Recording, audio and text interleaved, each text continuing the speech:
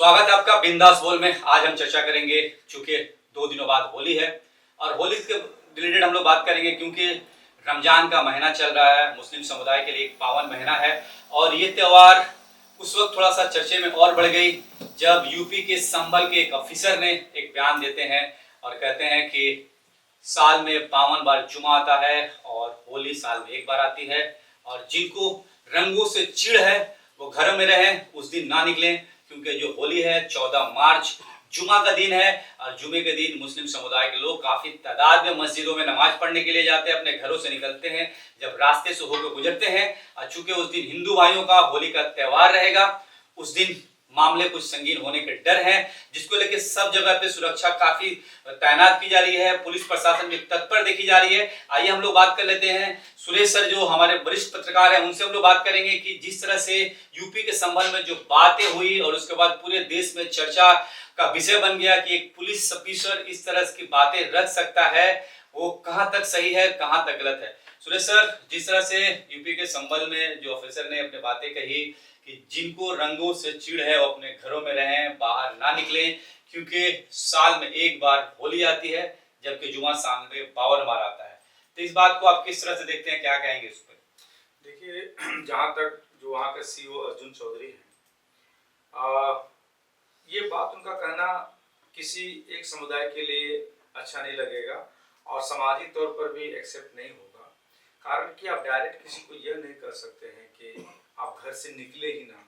इसके जगह कुछ और शब्द का बयानबाजी कर सकते हैं कि मुस्लिम भाई को सपोर्ट करना चाहिए, जुम्मे का नमाज भी पढ़नी चाहिए, हाँ अपने घरों में पढ़िए, इजाजत से पढ़िए, हिफाजत से पढ़िए, दूसरे को डिस्टर्ब ना करें, तो ऐसी बातें ठीक रहती। और चूंकि संभल का जहाँ तक मुद्दा है, केवल मुसलमान संभल में ही नहीं है और केवल हिंदू संभल में ही नहीं है। जिस तरह संभल में हिंदू मुसलमान है, उसी प्रकार भारत के हर कोने में हिंदू मुसलमान है और जहाँ मुसलमान है वहाँ मस्जिद है और जहाँ हिंदू है वहाँ होली होगा। तो ये बातें सभी स्टेट या सभी डिस्ट्रिक्ट या सभी शहरों को नहीं उठाया जा रहा है, क्योंकि लास्ट 24 नवंबर से अचानक संभल सुर्खियों में आ गया जब मस्जिद का सर्वे करने की बात की गई। तो कारण यह है कि संभल का इतिहास सिर्फ 24 नवंबर से ना जोड़े, संभल का इतिहास अब 29 मार्च 1978 से जुड़े,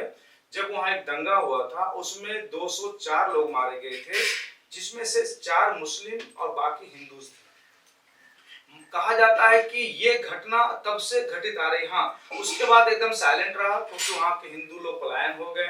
तो कहीं ना कहीं ये बात को वहां के हिंदुओं के द्वारा मन को उकसाने के लिए या कहीं न कहीं पॉलिटिकल बेनिफिट्स के लिए इसका इस्तेमाल किया जा रहा है। लेकिन सभी हिंदुओं और सभी मुस्लिमों को ये सोचना होगा कि जुम्मा भी आता रहेगा, होली भी आता रहेगा, परंतु हम उसी जगह में रहेंगे जो मैं कहना चाहता हूँ, संभल में जहाँ पर मस्जिद है वहां पे हिंदू है,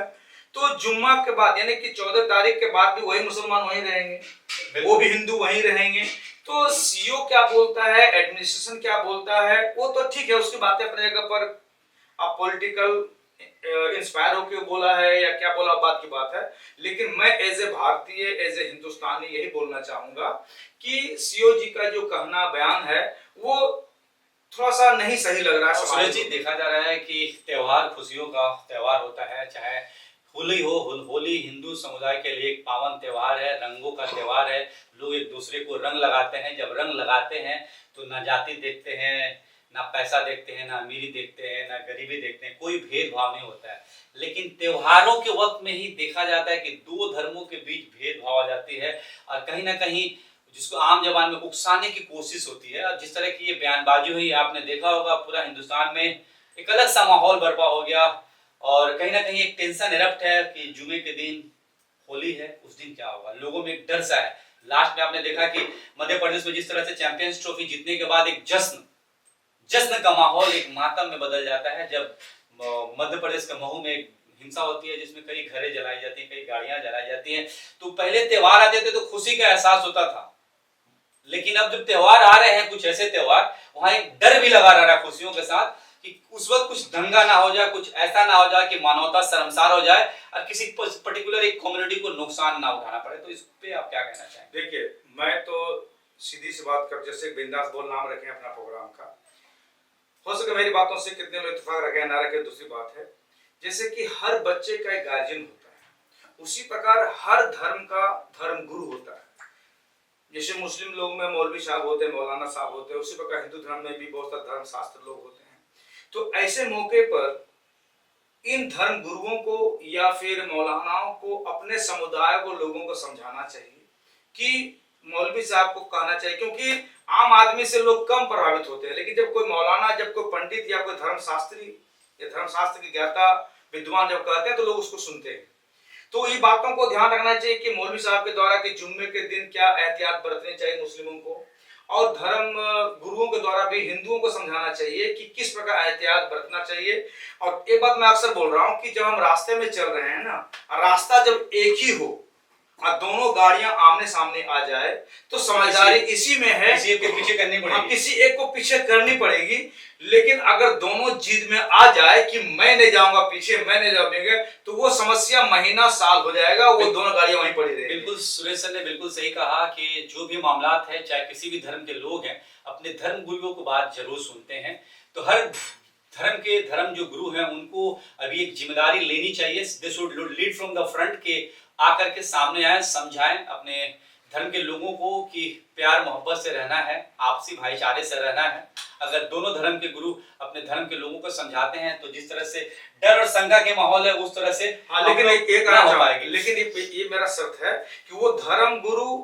चाहे हिंदू का हो चाहे मुस्लिम का, वो पॉलिटिकल प्रेरित नहीं हो, क्योंकि कभी कभी इन्हीं मौलवियों के द्वारा और कभी कभी इन्हीं धर्म गुरुओं के द्वारा ऐसी बातें बोल जाती है जो आम जनता भड़क जाती है। हम यही दोनों जो धर्म के ठेकेदार माने जाते हैं, धर्म के पुरोहित माने जाते हैं, पॉलिटिकल प्रेरित नहीं हो।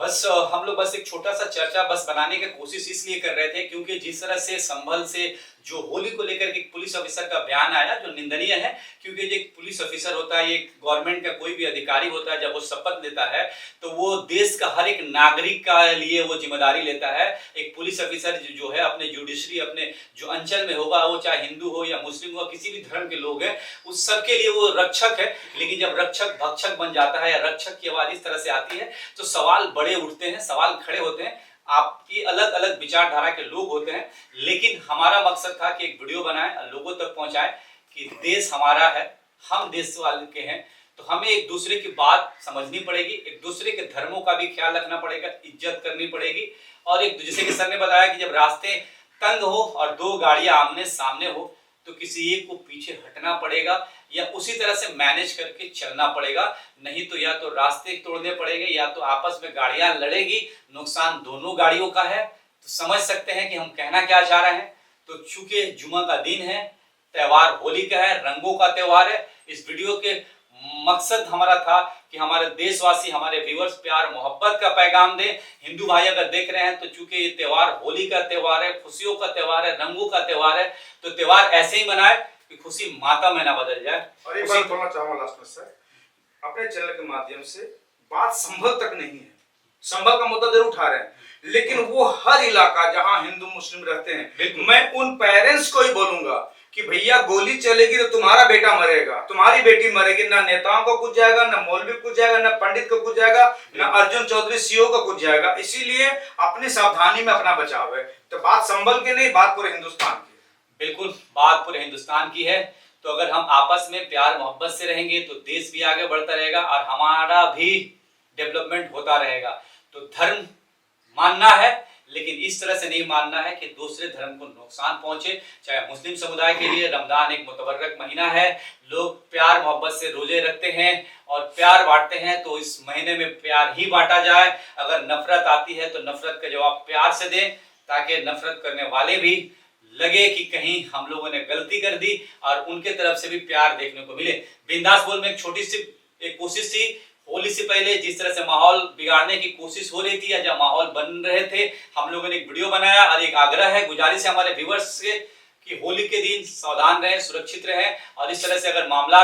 बनते हैं तो गुरेज करें, बनने ना दें। अगर कोई लीडर है तो सामने से लीड करे, अपने समाज के नौजवानों को इस तरह की घटना ना करने दे, ताकि देश में भाईचारा बने रहे और आपसी प्यार मोहब्बत बने रहे। आप देखते हैं बिंदास बोल, देखने के लिए बहुत बहुत धन्यवाद। अगर ये वीडियो आप यूट्यूब में देख रहे हैं तो हमारे चैनल को सब्सक्राइब करें, फेसबुक में देख रहे हैं तो हमारे चैनल को फॉलो करें। अगर कोई ऐसा मुद्दा, कोई ऐसा टॉपिक हो, लगता है कि आप हम अपने चैनल के माध्यम से इस बिंदास बोल में लाना चाहिए, तो आप हमें कमेंट करें, सजेस्ट करें। कोशिश करेंगे उस टॉपिक को बिंदास बोल में उठाने की, सत्ता से सवाल करने की, जमीनी स्तर की खबरें आप तक पहुंचाने की। तब तक हमें दीजिए इजाजत। जय हिंद, जय भारत।